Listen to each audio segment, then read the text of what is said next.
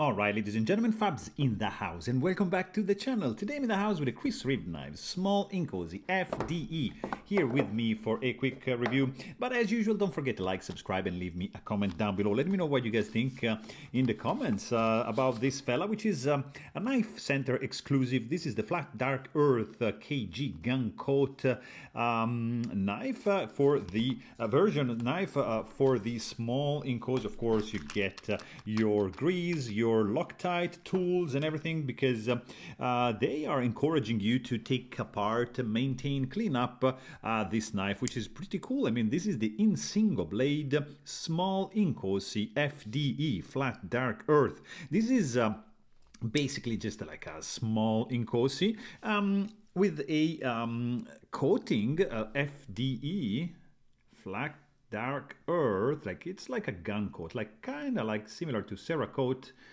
with this green color.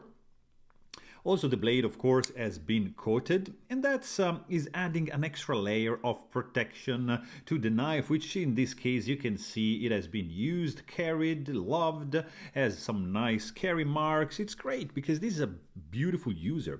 The small Inkosi is smaller than the small Sebenza.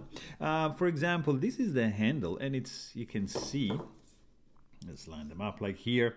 You see that the small Sebenza is bigger, of course, and the cutting edge is gonna match the the longer handle, so you're gonna have a longer cutting edge. So just keep that in mind. It's not like a small Sebenza.